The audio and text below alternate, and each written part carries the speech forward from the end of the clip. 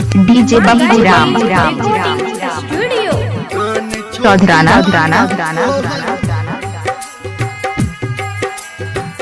कान छो दीवाना तोहर बाथरूम में घुस के। अभी आप सुन रहे हैं धर्मेंद्र निर्मलिया को।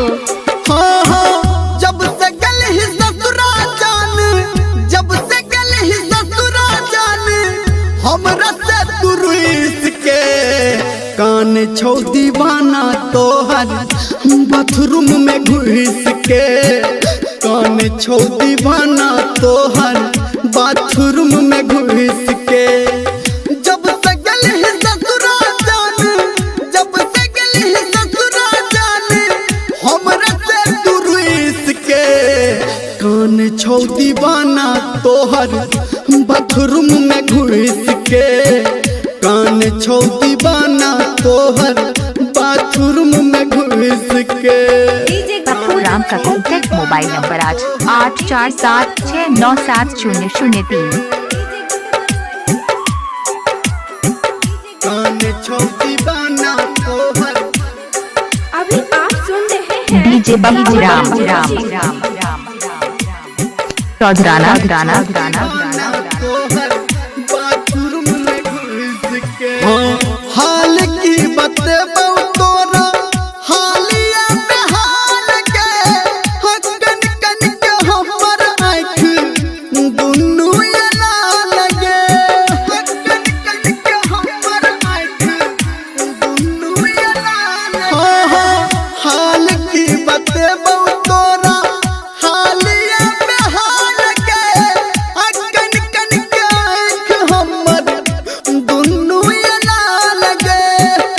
कन कन के हमर आँख दुनू एला लगे। जब से एलौ तोरा हम, जब से एलौ तोरा हम, दुल्हा के दुइस के। कान छो दीवाना तोहर बाथरूम में घुस के।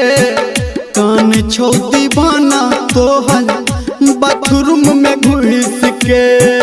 कान छो दीवाना तोहर बाथरूम में घुस के। कान छो दीवाना तोहर। अभी आप क्या सुन नाम है रहे आपका? हैं डीजे बब्बू राम तो आपने सुना ही होगा। कान छो दीवाना तोहर। कहाँ घर है? चौधराना कहला तू हमरा जहिना तोरा नहीं भूले बहू। दूर जाके हम तोरा खूबे याद बहू। दूर जाके हम तोरा खूबे याद गे जन। कहला तू हमरा जहिना हम नहीं भूले बहू। दूर जाके तोरा हम बड़ी याद दूर जाके तोरा हम बड़ी याद कह घर में डर बात, कह निर्मलिया बात, बदल तू गे हुइस के। कान छो दीवाना तोहर बाथरूम में घुस के। कान छो दीवाना तोहर बाथरूम में घुस के। कान छो दीवाना तोहर बाथरूम में घुस के। कान छो दीवाना तोहर बाथरूम में घुस के। डीजे बब्बू राम